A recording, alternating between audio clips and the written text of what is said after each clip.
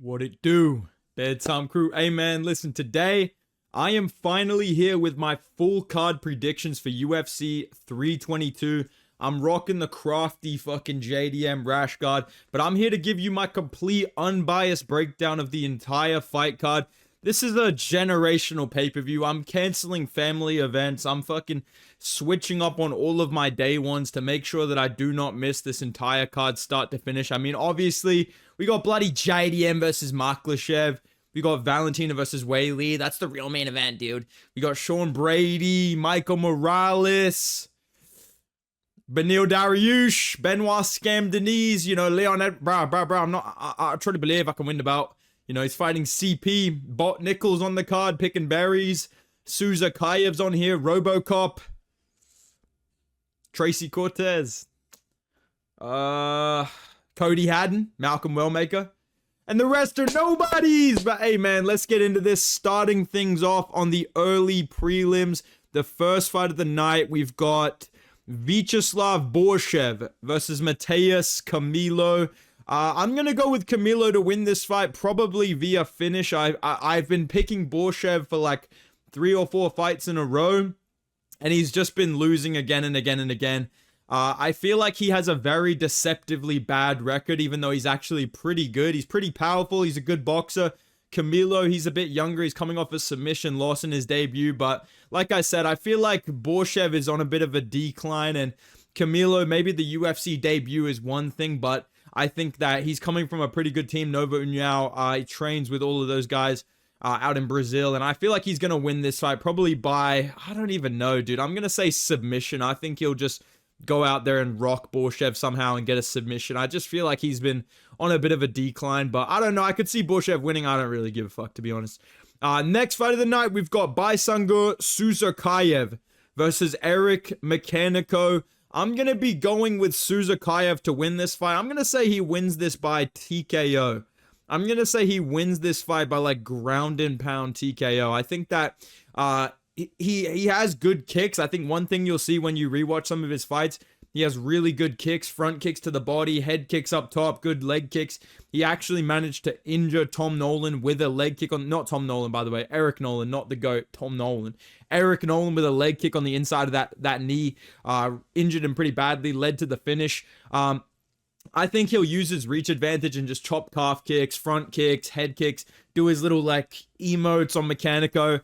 One thing that worries me about this guy is his boxing is actually kind of shit. Like I feel like Mechanico will actually land some decent punches on him, but he is very chinny. As soon as he engaged with fucking Boyev, he got finished basically immediately. This guy was getting rocked going to war with Cody Brundage. That's his only UFC win. It's on short notice. And he weirdly like leans over his hips when he's like trying to hurt people. So I feel like he's very susceptible to being taken down, which is what Soukav is really good at. He's not a super good boxer. He emotes, he gets in your face, he has good front kicks, he can hurt you to the body with those, good head kicks, good leg kicks, and then he'll mix in his grappling and actually has a lot of talent in the grappling. And I feel like at some point he's going to duck under a big meaty swing from Mechanico, take him down, get on his back, and finish him via ground and pound, via some back shots. Probably early round 2, I would say. Early round 2, back shot TKO from the back position. Just punching the side of the head, gets the finish. I am interested to see Soukav against a bigger 185er, though. Like, we obviously saw him fight Eric Nolan, who was a 170-pounder on like 4 days notice. So I'm interested to see how he goes against someone that's coming that's fought at 205 with full camp preparations for this. But Mechanico is like a straight up 62 overall jobber at middleweight. So I expect Soukav to win. I'll be shocked if he loses. Next fight of the night, we've got Angela Hill, female Magni over here versus Fatima Klein. I'm going to go with Fatima Klein to win this fight. I actually do know who she is. I know I'm mispronouncing her name. But she's kind of reminds me of like Rose Namajunas. She's pretty cool. Like, she's actually got decent striking. She's got good finishes. She's coming off a round 3 head kick knockout. Pretty nasty. Angela Hill is like a win one, lose one type of fighter, but she's been losing a little bit more recently. I believe she's 1-2 in her last 3 or 2-2 in her last 4. And I just feel like the ways that she wins in her fights is usually via like the Magni boxing, like boom, boom, boom, boom, boom, walking them down, or grappling to win. But we've seen Klein is actually a very good defensive grappler. she has a big striking advantage. She's got a big reach advantage. She's younger. She's quicker. She's more talented. She's more powerful on the feet. And I feel like she's just going to spend this fight defending takedowns, you know, landing bigger shots, damaging up Angela Hill, kind of causing like some bruising and swelling under the eyes, and just avoiding getting rocked in the pitter-patter exchanges of Angela Hill. Like I said, just using her size advantage, her reach advantage, jabbing her up, flicking up kicks, defending grappling, turning her up against the fence, kneeing her to the thigh. I'm going to say Klein wins by decision, or maybe she wins by knockout, but I'm going to say I'll pick her to win this fight. I could see a decision happening here, unanimous decision. Next fight of the night on the early prelims, we've got Pat Sabatino versus Chepe Mariscol. I'm going to go with fucking Chepe Mariscol here, dude. I feel like he's a sneaky craftsman at fucking 145. I feel like this guy has actually fought everybody. He trains with a pretty good team. He trains at Team Elevation, I believe. He's training out there in that kind of region. He's fought guys like fucking Steve Garcia before. I believe he's fought a bunch of these guys that are at 155 and at 145. And I think that he's just super experienced. He's super well-rounded. I'd say he's a lot cleaner on the feet than Sabatini. Sabatini's kind of like a Walmart Sean Brady. Like, he's super blocky and awkward in the feet. He has really good wrestling, good half guard control. I believe they train together. But we've seen that Chepe Mariscol has pretty solid takedown defense. This guy bloody beat Jack Jenkins, mate. Or don't take that lightly when you go out there and beat Jack Jenkins, mate. But he has good takedown defense. He's proven he can win close decisions. He's had a lot of very close fights with guys like Morgan Charrier, who's kind of an exciting, dangerous guy at 145. He's on a 5 or 6 fight win streak at the moment. Most of them by decision. And I think he's proved that he's super well-rounded. He can push the pace. He can out-damage these guys. He can defend from the grappling quite effectively, cause damage in close in the clinch. And I feel like he's just going to be more comfortable wherever this fight goes. Whereas if Sabatini cannot get the wrestling going, we've seen this guy lose to fucking Damon Jackson by TKO. To Damon Jackson.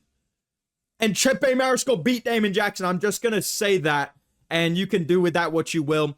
I'll say that Chepe Mariscol wins this fight by 29-28 decision. I think that he does more damage. I think he's going to land knees to the body, clinch strikes in close, reverse Sabatini against the cage, land elbows on the break, land the jab, land calf kicks, maybe get taken down at some point. But I feel like he's proved, based on his experience fighting so many high-level guys throughout his career, kind of being a guy that's overlooked in the 145 division. I think he's proved that he can be smart, defensively sound in the grappling exchanges.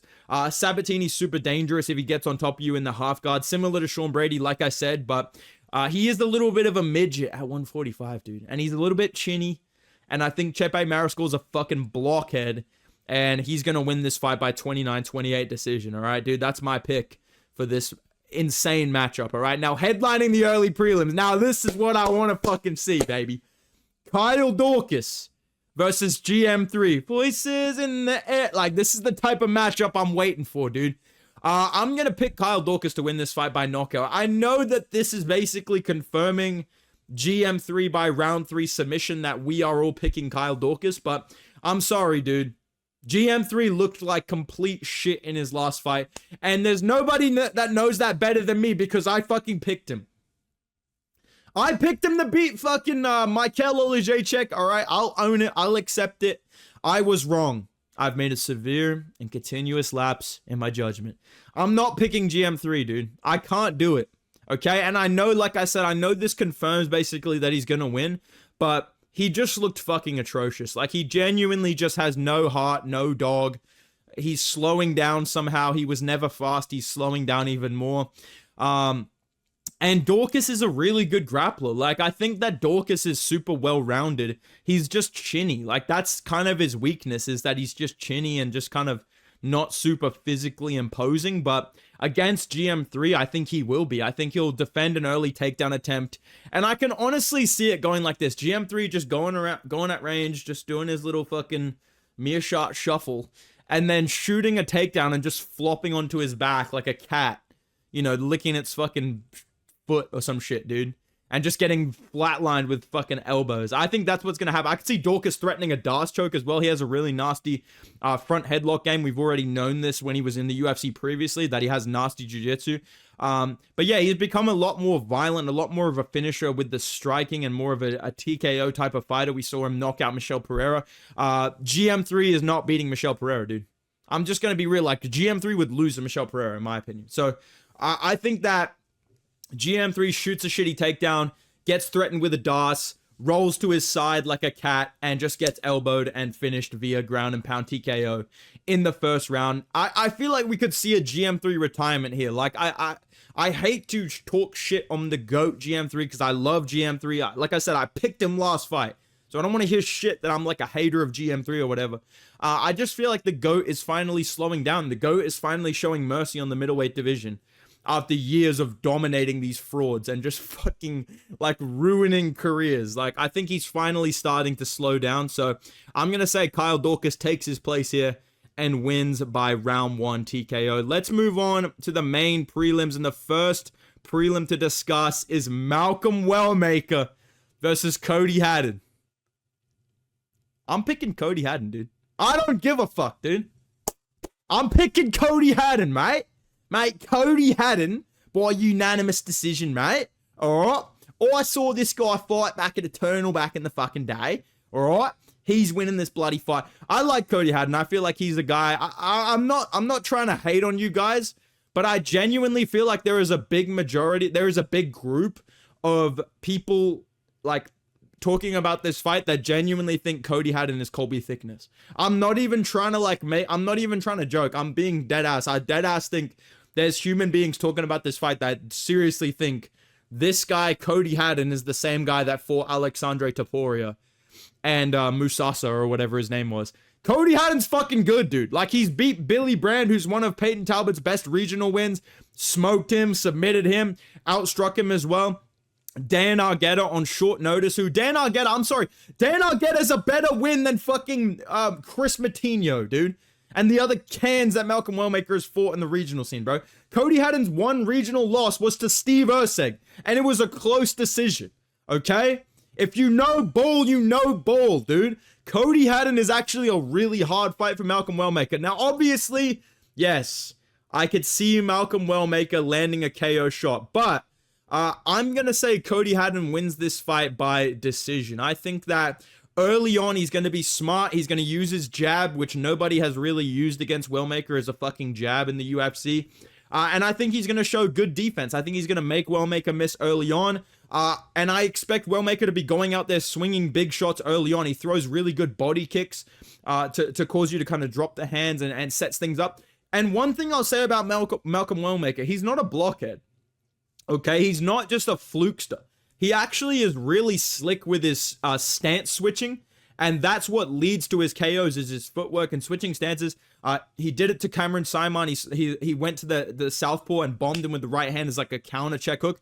Did the exact same thing to Moutinho. Body kick, step through, switch stances, boom, right hook on the lead side to put him out. So he is dangerous. He is crafty, but I feel like the most dangerous weapons he has is the right hook and the left hook, and especially the right hand. It's just the right hand again and again and again and again and again. And I feel like Cody Haden is the type of high IQ fighter, especially training with Quillen Salkeld and all those guys. I feel like he's going to be aware of that fact, and I feel like he's going to make him miss that right hook. And I feel like he's going to try his best to be composed and make him miss and counter. He has good experience. Like I said, he's fought Steve Erceg. He's fought guys that are bigger, guys that are bantamweights. Short notice against Dan Argueta. Absolutely mogged him, walked him down, ripped into the body, out-wrestled him. Pretty solid debut. Very underrated win that nobody really brings up as like a good debut. And like I said, training with the GOAT, Quillen Salkeld, dude. You know Quillen Salkeld's in his ears. Like, yeah, take care of this guy for me. I don't know what it is about Malcolm Wellmaker, but I feel like Quillen Salkeld's going to be very, very invested in Cody Haden winning this fight. I expect Cody Haden to not only be smart with his boxing, jabbing, looking to roll under the right hook of Malcolm Wellmaker. You know, I still think Malcolm Wellmaker will be throwing hard body kicks and leg kicks, and Cody Haden will be having to block those, but I think his boxing will actually keep up quite well. And I also think the biggest thing is he's going to mix in wrestling. We have not seen a single human... Cameron Simon, bro, what were you... Bro, you need to go out there and wrestle him, bro. You need to go out there and tried tackle him like a lion attacks a gazelle, bro. Cameron Simon did not shoot a single fucking takedown. Chris Moutinho, come on, dude. Come on, bro. That's, oh my God, Chris Moutinho, whoa. Cody Haden is going to shoot takedown. He's got really well-timed double legs. I think that he's going to scramble around and get on the back of Malcolm Wellmaker. He's very good at getting to the backpack, locking up that rear naked choke. And I think he's going to slow down the pace of Malcolm Wellmaker and turn him into a little bit more of a 1 or 2 shot at a time type of striker. Really slow down his offense, not let him get super comfortable on the feet, be in his face, pressuring, making him miss, mixing in the takedowns, and I think he's going to win by decision. I also feel like calf kicks will work well for him, but early on, Malcolm Wellmaker is going to have the speed advantage, the explosiveness. Like I said, he has really good footwork, good stance changes. I think he will land something big early on and maybe sit down Cody Haden and then kind of defend a takedown, go back out in the open. But I think Cody Haden is so scrappy and so well-rounded that even if he gets dropped, I know he'll just dive on a single leg straight away and survive that round and maybe come back round 2 and 3. Like I said, I feel like the biggest things he has going for him is he has very good fight IQ. He's already fought super high-level guys like Steve Erceg and Dan Argueta. That's a pretty solid debut win. He has good body work, good defense with the boxing, a really nice jab. Well-timed double legs. I think those are going to be a huge factor here against someone like Wellmaker that swings so big with his chin up. I can definitely see Cody Haden just ducking under a big shot, taking him down. You know, the commentary, oh, now it's getting interesting. You know what I mean? And I think as the fight goes on, Malcolm Wellmaker's speed and explosiveness will kind of be used against him, and he'll slow down a little bit. And Cody Haden will just craft his way to a 29-28 decision, maybe a 30-27. I'm picking Cody Haden to win this fight by decision. Like I said, technical boxing, good grappling, pushes the pace, gets in his face, makes him miss, gets to the double leg, gets on the back, controls him, wins this fight by decision, all right? Or he gets slimed out. Next fight of the night to talk about, we got Erin Blanchfield versus Tracy Cortez. I'm going to pick Erin Blanchfield to win this fight, dude. I feel like she's just a better, more serious MMA fighter. Like, she's actually trying to get to the belt. She beat Rose Namajunas. It's a pretty good win. Lost a man on Vieira. That's kind of trash. But otherwise, she's whooping ass, dude. Like, she's beating the fuck out of these girls. She's taking them down, submitting them. So I feel like she's gonna out hustle Tracy Cortez. I think Tracy Cortez is a good wrestler. She's not. I think Blanchfield, even though her striking is technically worse than Tracy Cortez, she actually tries to do damage and like get in your face. Whereas Tracy Cortez is just trying to look like an MMA fighter and just do her fucking technical Cejudo impression. I think that, you know, she'll try and be too technical, which she does all the time, and Blanchfield will just have no respect for her. Just get in her face, push her to the fence, take her down.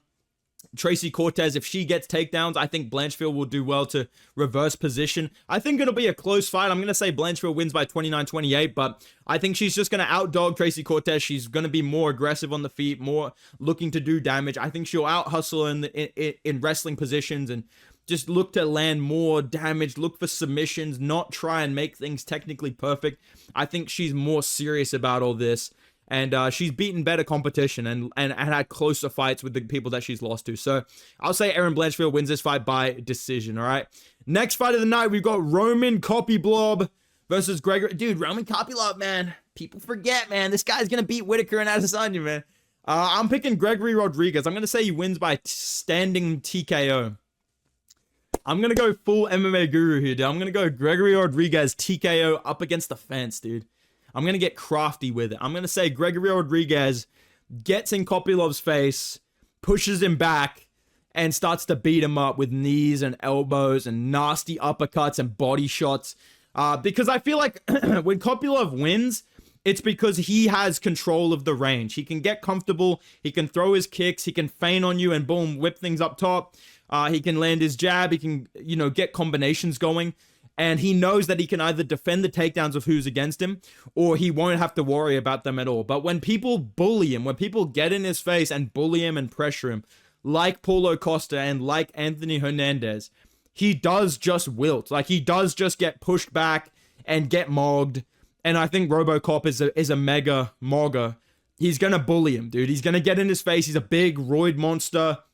He's just going to be swinging fucking nukes at him. And I feel like Roman Copylov cannot, like, get in a dogfight. I don't think he's going to win a dogfight with RoboCop. I think he's going to have to like touch and run. And I think eventually in a 3-round fight, RoboCop is going to land good shit on you and hurt you and back you up and start unloading. And he does mix in takedowns. He can grapple. He does have nasty ground and pound as well.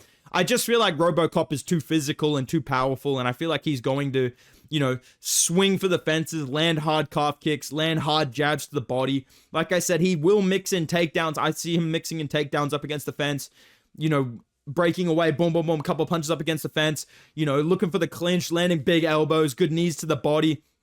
I think he may slow down if it gets to round 3, but I think by that point, Copylov will be pretty cooked as well, and I don't think it'll get to that point. I feel like it'll be RoboCop just kind of blobbing towards him, blocking some kicks, you know, maybe Copylov lands a fucking head kick, and RoboCop kind of like gets wobbled a little bit, but then like fucking tanks through it. And I really feel like the pressure of RoboCop will take over in round 2. I think he's gonna just walk him down, land bombs up against the fence. Copylov starts to cover up, and then, you know, RoboCop just grabs a tie clinch, knees to the head, elbows, and just finishes him by KO up against the fence with elbows in the knees. I think RoboCop by round 2 knockout is my pick, all right? Headlining the prelims. Dude, all these freaking haters are going to be so freaking mad when I go out there and put on a freaking masterclass, guys. Dude, all these freaking haters better jump on the Bo train right now, dude. I'm picking Bo Nickel, dude. I'm not a hater, bro. I believe in Bo Nickel, man. All right? All the haters are doubting him against this 36-year-old with no striking, who's been proven that if he can't get takedowns, he basically just stops fighting. Okay? Okay? Guys, we've seen that Bo Nickel can overcome the odds against dangerous matchups like fucking Cody Brundage. Who does that to Cody Brundage, you know? Guys like Jamie Pickett, rest in peace. Who does that to Jamie Pickett, you know what I mean? And I think Bo Nickel is going to go out there. He's going to show his heart. He's going to show the grit of a true warrior, true future champion. And I think he's going to win this fight by boring decision. I think that Bo Nickel is going to win this fight by decision. I just feel like this is the type of matchup where you could gaslight yourself to thinking, oh my God, this is actually a bad matchup for Bo Nickel. But I think it's actually a good matchup for him. I think this is similar to the Paul Craig fight where you have a super high level jiu-jitsu guy that's not known for his wrestling, no finishing ability on the feet at all. Like, he can competently box a little bit. He has a decent calf kick. He has no power in his hands. He's not going to finish Bo Nickel. He's not going to outstrike him. He's at a huge reach disadvantage. And I just feel like in this fight, Bo Nickel is going to play it safe and stuff all this guy's blockhead takedowns and just go out in the center of the cage, chop calf kicks, land the overhands to the body, which are just hilarious. I don't know how this guy managed to throw a fucking overhand to the body against Paul Craig, but I think the only moves Bo Nickel has is like a big meaty fucking right hook and then a left hook and then a left overhand to the body and a calf kick here and there. That's basically it. And I think that's all he needs, considering he can out-wrestle this guy pretty easily, defend his takedowns, mix in takedowns if he needs to, but I don't think he will. I honestly think Bo Nickel is a fighter who will play it extremely safe if you let him. And he does not want to get in a fight. He does not enjoy being in a back and forth like scrap. He just wants to easily win with zero resistance. And if he feels any resistance at all, he just stops. Like, he just plays it completely safe. Just like, I'll do just enough to win. You know what I mean? And Vieira is kind of the same, but I feel like the difference is Vieira's smaller than him. He's bigger muscular, but like shorter frame, shorter reach. He's going to have to overextend if he wants to get to Bo Nickel. I can see Bo just landing big shots and hurting him a little bit, backing off because he doesn't, again, he just wants to play it safe, doesn't want to get in the scrap, get in the pocket. He's older. He'll slow down if he can't get the takedowns, and he doesn't have the power or the speed of Bo Nickel on the feet. So I think he does have a good chin. I think people kind of hate on him like, oh, the Anthony Hernandez fight or whatever.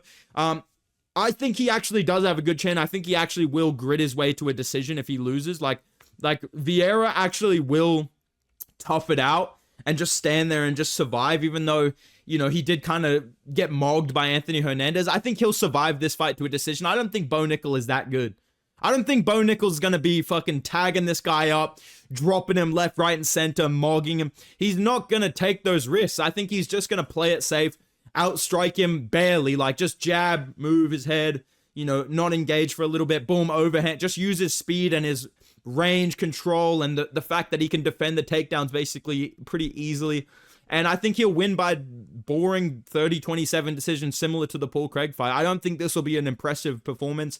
I don't think this will be like a, you know, a scrappy back and forth fight. I think this will just be Bo Nickel doing what he needs to do, defending the takedowns really well, circling back to the center of the cage, chopping calf kicks here and there, throwing the overhands when he needs to, doing enough to win by decision. But make no mistake, he will get on the mic and act like he's just won the world title. Joe Rogan will glaze this guy like he's just overcome all the odds and won the world title. But he'll win by like 30-27 decision pretty easily via striking. So my picks for the prelims, I've got Bot Nickel, I've got Rodrigues, Blanchfield, Cody Haden, I've got Kyle Dawkins, Chepe Mariscol, Fatima Klein, Soukav, and I'm going with Camilo, but very low confidence on him. Let's go to the main card.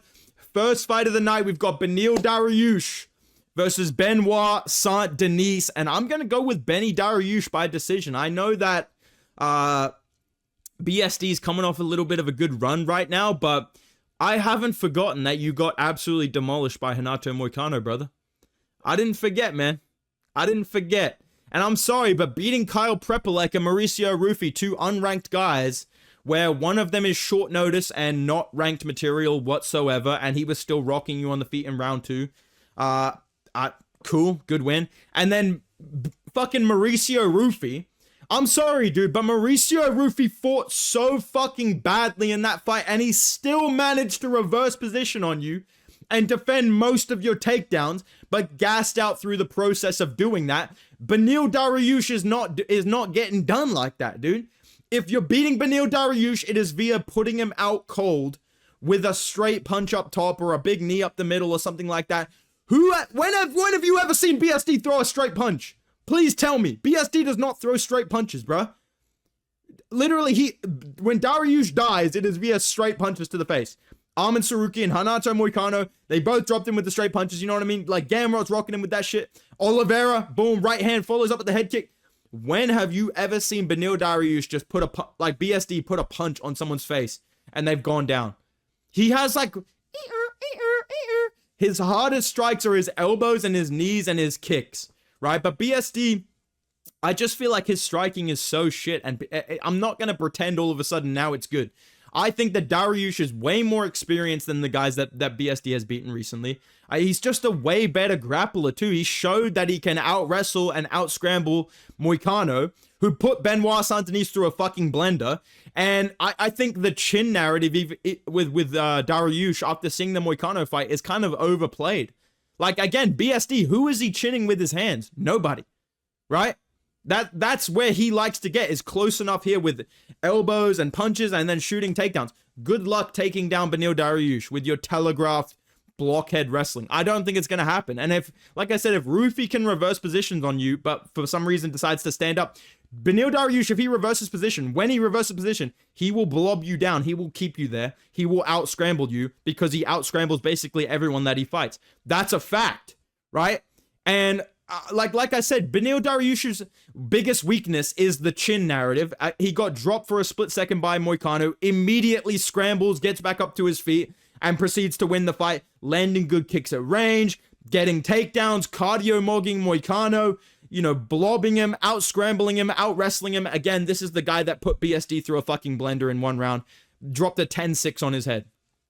Right? And BSD striking is just dog shit. I'm sorry. He throws good body kicks, good leg kicks, good head kicks, but Dariush does the same thing. He has good inside leg kicks. He has good head kicks. He blocks kicks pretty well. He can take you down off catching your kicks. And he has the left overhand and the hooks in close. And he has that kind of swaying back and forth when he's getting in the pocket with you, where I feel like he will land on BSD and actually rock him a little bit here and there. And I think he's more composed when it comes to being pushed back and scrapping in the pocket than the other guys that BSD is beating. I think Dariush is ready for... He's not going to be overwhelmed or surprised by BSD. I see Dariush landing shots that kind of wobble BSD on the feet in close. I see the left hook as BSD goes for the kicks, which we saw happening to him a lot against Prepolek, even against Rufy. and obviously Poirier as well, but I'm not going to compare Dariush to Poirier. And I feel like we always see BSD blitz in, get rocked, and then shoot these shitty takedowns. And I just feel like Dariush is going to sprawl him so fucking hard, get around to his back, control him, land good elbows, good ground and pound, blob him down, flatten him. And I feel like even on the feet, like at range, Dariush will land nice head kicks. I think his takedown defense is very proven. His scrambling ability is very proven. And like I said, even if he gets dropped, he's always so hard to control. Even Charles Oliveira, like he dropped him and went for a sub, but Dariush scrambled. So then Oliveira on top decided to switch it to ground and pound. So I feel like unless you can put Dariush out cold, I think that he's actually extremely hard to take down, hold down, control. And BSD is not this mythical, powerful striker on the feet. He has good kicks, but I think BSD, you know, his kicks are good. His punches is mainly what he's going to have to use against Beneil Dariush, because Dariush has good kick defense. He can catch him, like I said. He can block him. He does really well with his own kicks. I think if you're counting on BSD knocking out Beneil Dariush with his punches, again, please tell me who he has knocked out with his hands. Who has BSD ever fucking outboxed? Please tell me their name, because they don't exist. Kyle Prepolek outboxed this fucking guy. I'm sorry, that's just facts, dude. So I feel like in this fight, it's going to be Beneil Dariush getting in scrappy in the pocket with BSD, landing his left hook, defending the takedowns, getting on top, reversing position, flattening out BSD, controlling him from the top. Maybe BSD gets off some of his sweeps. He does have good BJJ sweeps. We saw it in the Frivola fight. But I feel like Moicano proved that if you put this guy on his back and you actually know what you're doing, you can really get off damage and just control him and just fuck him up. So I think that BSD is now getting back on the overhyped section. The fact that people are like confidently picking him to beat Beneil Dariush. I think BSD loses this fight by decision. I feel like his striking is dog shit. His wrestling is telegraphed as fuck. I'm sorry. Like he relies very heavily on his chin and his his pressure, but Beneil Dariush is too experienced. He's way too good at grappling. And I think the chin narrative is very overplayed. I don't think he's like a James Vick type of chin. I think he actually needs to be caught with a straight, clean, accurate punch. And I just keep saying that. When has BSD ever done that to anybody? So I'm picking Beneil Dariush by decision. I think he's going to outgrapple BSD. And I think he's going to low-key outstrike him as well. I think BSD's shit, dude, to be honest. Next fight of the night, we've got Leon Mumblemouth Scott, bro, versus Carlos Prates. The fuck was that? I'm not gonna lie to you guys. I've been fence-sitting this one very hard. I've been telling my mates I have a feeling Leon Edwards is gonna win, but I just can't pick him to win this fight. I just feel like he's on such a downward slope, and I just think that Carlos Prates is too composed, and I think that Leon Edwards, I think the biggest thing people are banking on is the Ian Gary fight, and also the fact that Leon Edwards is considered a very good grappler. But my counter-argument to that fight, or to those arguments, is number one, I think Ian Gary is higher output than Leon Edwards. I think that's proven. He's way more aggressive. I think he actually throws much better and much longer combinations. I think technically, strike by strike, Leon Edwards is a better striker than Ian Gary. I think he has very good defense. I think that he uses the clinch really well, good knees to the body, good elbows on the break. And I think Leon Edwards' anti-wrestling turning into grappling is what makes him so good. Like, all of the best Leon Edwards grappling highlights, someone tries to take him down and then he reverses that and takes them down or gets on top of them, threatens a submission, whatever it is. We saw it so much against Bilal, against Colby, against Usman. And I feel like if you're counting on Leon Edwards to just straight up out in the open or up against the fence, first of all, when has Leon Edwards ever put someone else up against the fence first? It doesn't happen. He gets backed up. They shoot a takedown, he reverses it, right? That's number one, he doesn't do that. But number two, out in the open, I actually think Carlos Prates has proven he has very good takedown defense out in the open. We saw Ian Gary basically unable to take this guy down out in the open. And I think Ian Gary uses his wrestling way more offensively than Leon Edwards. And he's proven that he's actually a very good grappler. We saw against MVP. We've seen against Prates that he can threaten submissions once there is grappling involved. But in terms of pure wrestling, I think Carlos Prates has proved that he has very good takedown defense, especially on single legs. And I think that in this fight, Leon Edwards, like oh my God, Leon's going to out-grapple him, or Leon's going to do what Ian Gary did. That's not Leon Edwards. That's not what he does. Leon Edwards is a fucking point fighter.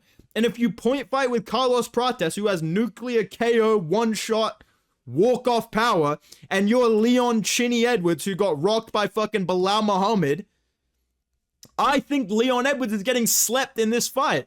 I think that like I said, his wrestling and grappling is only used when people grapple him first. We do not see Leon Edwards shooting takedowns, taking people down out in the open where he is the one initiating the grappling, right? He's big for 170. He's a good solid striker. I think that he has good kicks here. I think he can land his jab. I think early on he'll do well in the striking, controlling the range, hand fighting.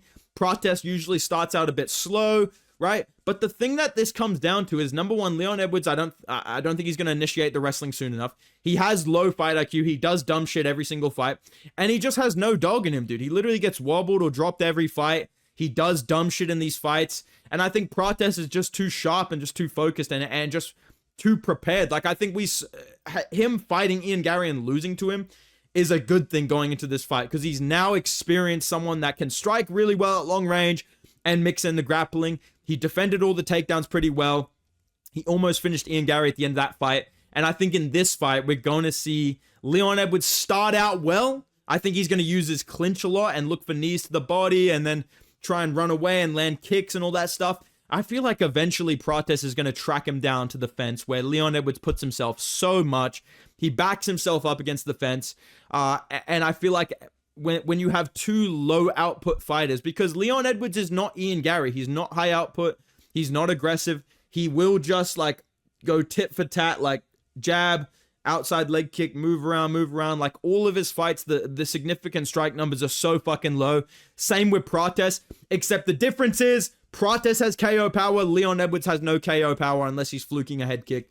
So I think in this fight, Leon Edwards is going to just be worried about that the entire time. And every time Prates touches his chin, I think it gets closer and closer to a KO. I think in a 15-minute fight, Leon Edwards will get rocked or hurt at some point or do something dumb, end up on bottom, getting hit with big shots, maybe wrestle back up really quickly. Boom, something in close like a knee or a fucking elbow or a punch just puts him out. And like I said, I feel like he's going to have to initiate his clinch a lot.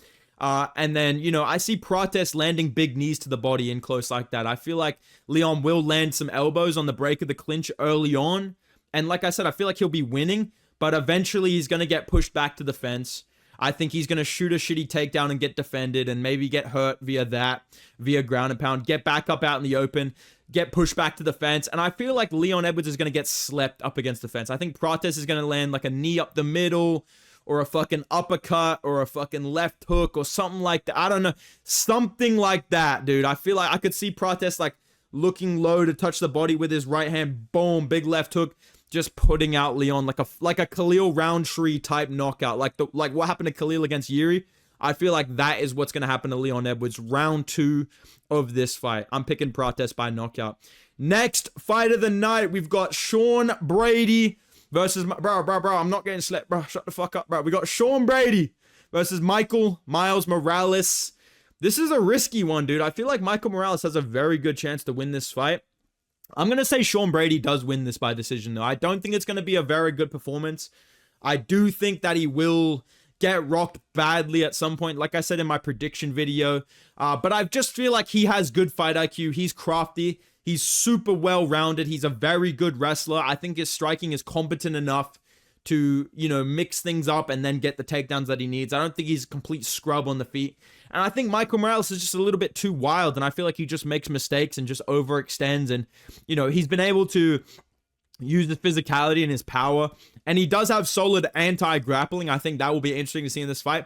But I think Brady is a big jump up in competition, and I think Brady's smart enough to win this fight by decision. I think that he's going to just smudge Michael Morales long enough to win by decision. I think within a minute, I see Brady blitzing Morales, who is very awkward. He's dangerous. He's jittery, though. And I feel like Brady will push him back to the cage, get his hands locked together, take him down, blob on him. I think he will have a hard time settling Morales early on, but I think Brady has settled into a really good groove in his career in terms of knowing when to throw strikes, when to shoot takedowns, timing those, getting control, getting those, positional, grips, like getting to the back, getting to the top half guard, getting the side control, knowing what to do, when to do it. And I feel like Michael Morales just doesn't have the same fight IQ or the same, grappling prowess. At least we haven't seen it. I feel like even in his wins, he still has these moments of being, clinched up against the fence, taken down, overextending. Even against Burns, he hurt Burns and had him rocked and still got taken down. And I feel like this is a totally different level of grappler at this point in their careers, because we saw Brady out-grapple Burns, outpace him, out-scramble him, control him, and eventually really wear him down over their 5-round fight. Same thing against Leon Edwards, who has very good anti-wrestling, very good counter-grappling. Just got completely fucking mogged by Sean Brady. So I think that Morales, being kind of a slow starter too, he kind of lets his opponent go first, just kind of jitters at range, does all this weird shit. I think he'll have a big reaction, and Brady will get a takedown. And then I think once that takedown threat is established, we'll see Michael Morales' output just get slowed down. Like, he won't be freely flowing on the feet. I think he will lose a little bit of confidence and be kind of lower output and just looking for 1 or 2 shots at a time, biting on the takedown threats of Brady. Brady lands a couple of like shitty blow combos up top. And I feel like Brady can rack up control time against the cage, drop down to the double leg, get control there. And I feel like he's going to play it smart enough to get to his spots, secure top control enough to win this fight by decision. But like I said in my bingo video, I am almost certain at some point, I'm feeling like round three, I'm going to say at some point in round 3, Morales will rock him badly.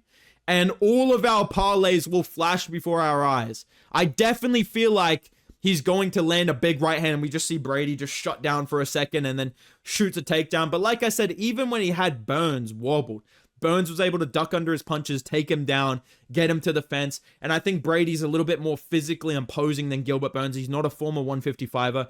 He is able to out-grapple a guy like Burns, and I think he'll do the same here to Michael Morales. Like I said, I don't see this being a super impressive victory. I don't think this is going to be like Brady dog walks him and just destroys him like he did Leon Edwards.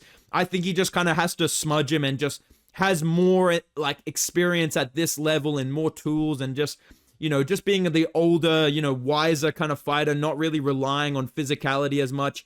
I think that Sean Brady and the Bilal loss being, in the rearview mirror, I think that's a really good thing for him to have overcome. And it feels like it's something that motivated him a lot. So I'm going to say Sean Brady just out-craftsmans Michael Morales, kind of teaches him a lesson a little bit, wins by boring decision, where he does get rocked badly at some point, but he's able to get takedowns, able to get control time, and I feel like the crowd will be booing him at the end of this fight, and people will be mainly talking about Michael Morales and being like, dude, Morales is so good.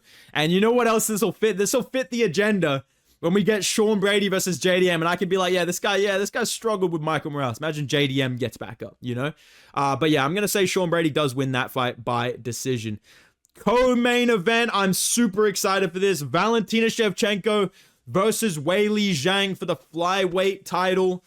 This was another one I was fence sitting, but I've completely locked in. Zhang Weili is Terence Crawford. Valentina Shevchenko is Canelo. That is my opinion. I think Zhang Weili is going to shine in this fight. I think she's going to just have more explosive, big, exciting moments. She's super dynamic as a striker. She actually has pop behind her punches and her strikes. She's quick. She throws in combos. And I feel like this fight will take place a lot in the clinch. We saw in Valentina Shevchenko's last fight against Manon Fiorot, every single exchange, they ended up in the clinch. And Weili Zhang is super nasty in the clinch. I feel like she's going to land big elbows. I think she's going to be able to defend takedown attempts from Valentina Shevchenko, get her own takedowns, run her to the fence, land knees in close. We saw her utilize that clinch against Jessica Andrade, who was a former bantamweight. So I don't think the size physicality of Valentina, whatever you want to say, I don't think that'll be a big factor in this fight, because the main things that Valentina does is she fights at range with the leg kicks and the side kicks. And mainly right now, she's a grappler. Like I said, she's clinching up every exchange. She's looking for takedowns from that body lock. And I just feel like looking at Weili's last fight against Tatiana Suarez, who is a big strawweight, who was a 125er as well, Weili completely bullied her around. She just defended all of her takedowns. She beat her up in the clinch with elbows. She threatened submission. She got on top, out-wrestled her, out-grappled her. And I feel like Weili Zhang will counter the leg kick game of Valentina Shevchenko with overhands, with big combos, because she has a speed advantage being the smaller, more compact, more explosive fighter, just being younger as well. And I feel like she'll be able to land quick shots. She can use that clinch to get takedowns or to land damage with the elbows. And I also feel like she's shown a major improvement in her grappling over the past couple of fights. We saw her, do really well to counter the takedowns of Tatiana Suarez, bully her into bad positions, land damage, threaten submissions, get on top, completely, a masterclass really in counter grappling and top control and landing damage in the clinch. Whereas Valentina Shevchenko, she's winning again, but she hasn't shown these huge improvements. She's not changing things up. Like, I feel like when it comes to the Canelo versus Crawford comparison here, what I mean is you have a smaller, more skillful fighter with multiple dimensions to their game. Tatiana Suarez, the best wrestler at 115, this huge challenge for her, the number one contender consensus easily. Weili Zhang goes out there, out wrestles her, out grapples her, threatens submissions, beats her up in the striking, completely fucks her up, you know what I mean? And not an easy fight either. Undefeated Tatiana Suarez, like I said. And you have, she reminds me of Crawford in that way, being the smaller fighter with all these skills. And Valentina Shevchenko, she's on some Canelo shit, bro. She's literally doing the same shit again and again and again, every single fight, just doing this at range, throwing her little leg kicks, and then getting takedowns and blobbing these chicks, and winning by 48-47 robbery decision again and again and again. And she recently lost as well. That's like the B-Vol type of storyline. That's the way I see it. I feel like the size advantage of Valentina Shevchenko comes into play in the grappling, but Weili Zhang is so physically strong and so good, I don't think it's going to work for Valentina to just bully her in the clinch. I think Weili Zhang is going to be able to defend the takedowns, get her own takedowns, and in that clinch position where the fight always ends up when you're fighting Valentina Shevchenko, she is looking for takedowns and, to use her physicality. Weili Zhang is looking for damage and takedowns and big explosive trips, boom, landing elbows, boom, threatening a choke. I just feel like Weili Zhang is going to be quicker, more explosive. She's not going to be easily out-grappled. She's going to have speed on her side. She's going to throw in combinations, whereas Valentina kind of goes one or two at a time from the outside Muay Thai range with the leg kick or the teep or the jab. Weili is going to go in combination. And I feel like she has big power. She has the wrestling skills to not only counter Valentina's kicks and take her down, but even just reverse position if she gets taken down.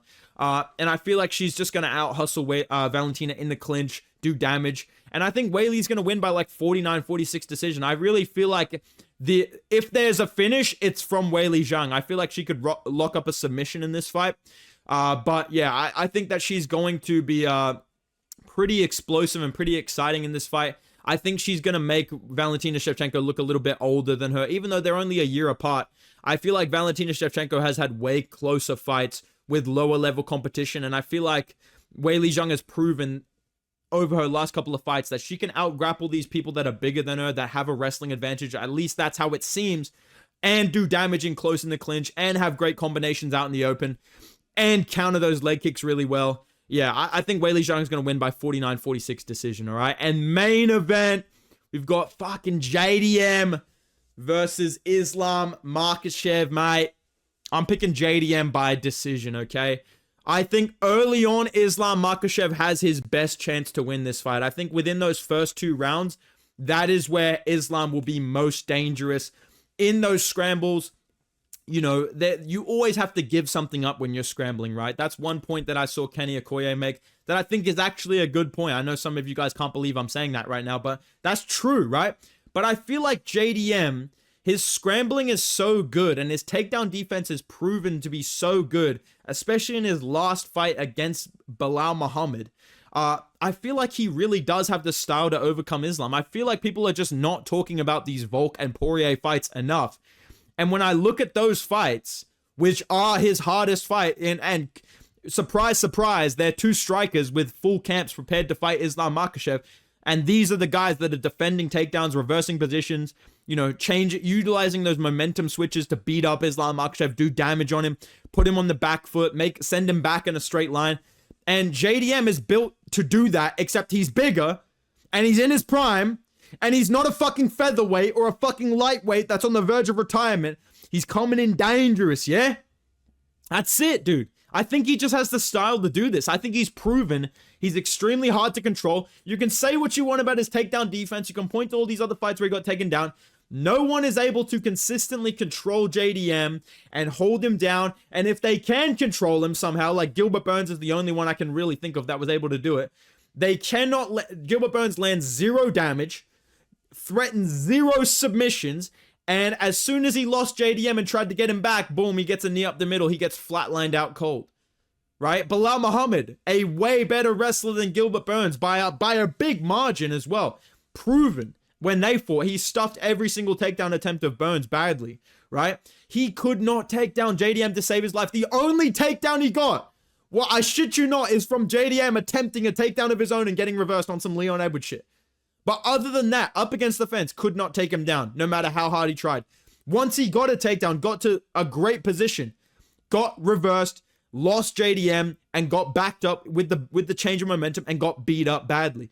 Ameev takes down JDM, gets on the DAS, gets reversed, loses momentum, gets back to the fence, gets finished immediately. Hafez loses position, ends up on the feet, nearly gets finished immediately. Gets beat the fuck up on the feet. I don't know how that's a split decision. JDM is great at defending submissions, getting back up, defending takedowns up against the fence, which is where Islam likes to do the majority of his work in the grappling. We saw he could not take down Poirier very well out in the open in their fight. Same with Volk, he really struggled to do that. And when he did, he just got on his back and did no damage and had no submission attempts, and it was a super close fight. And imagine a bigger, scarier version of that with better power on the feet and better boxing, honestly, right? Not chinny. And I feel like JDM is so good at landing damage when he gets any opportunity to do so. He always pulls the trigger. He's always throwing in combination. He mixes things up between body and head. He has nasty elbows, good knees up the middle. Like I said, those are things to watch out for. Good head kicks of his own. And the high guard is very good. He uses it to duck down, defend takedowns, defend strikes. I do think Islam's going to be a very tough fight for him. I think this is going to be a super close back and forth fight. I think JDM's going to win by 48-47. Decision, but I think that Islam's going to be a tough fight for him because he has very good defense. He's super hard to hit cleanly and rock, but he can be bullied a little bit physically, like we saw against Volk, against Poirier, where someone in the clinch doesn't let him just do whatever he wants. They can land big punches to the body. They can land elbows over the top, and we saw JDM doing that again and again and again against Belal Muhammad, who's a very similar matchup that trains with Islam and trains with all those guys. Had Khabib, coaching him and all this stuff, right? And I feel like JDM's going to be ripping body shots. I feel like Islam's going to lose a takedown attempt and try and scramble to get a hold of him with the clinch. Boom, JDM's ripping uppercuts, ripping body shots. I think Islam will be landing knees to the head because the bobbing and weaving head movement of JDM does open him up to not only the grabbing hold of the clinch and landing knees to the head, which we saw Poirier get hit with a lot. Volk was also kind of, hurt a little bit in the clinch by Islam. But I also feel like Islam's going to be able to use his kicking game really well in this fight. That's why I think it's going to be super close as well. I think when it's Southpaw Islam versus Orthodox JDM, you're going to be seeing Islam landing good body kicks. Even on the guard of JDM, those body kicks will be super effective. Looking for the head kicks up top. I really feel like even if he lands a good head kick that sits down JDM's such a blockhead, bro. He's so tough. I feel like he'll get back up, dude. I feel like there could be a moment here where Islam drops JDM with a head kick, but then immediately tries to get on him and JDM like scrambles up, boom, boom, boom, starts going crazy himself. That's the type of fight I'm picturing here. That's what I think. I think Islam's going to have success with his kicks, looking for those trips up against the fence, getting some quick takedowns, looking to follow up with the clinch, landing some good knees in the clinch. But I feel like JDM has proven that he's so hard to control and keep a hold of that he's going to break away from these exchanges. He's going to land body shots. He's going to mix up his combinations. He's going to defend takedowns out in the open really well, especially double legs. We've seen that he's really hard to take down with those double legs out in the open. And the biggest thing that gives me confidence when this turns into a grappling fight, when there is scrambles, right? Because Islam Makhachev, if JDM plays it safe, he will rack up control time. He will get on his back. He will just control him. He will not get submissions off the back, right?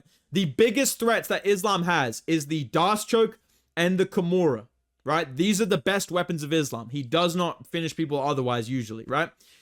JDM is training with Craig Jones and Alexander Volkanovski. You know I know he is preparing every single day to scramble and not give up a Das or a Kimura.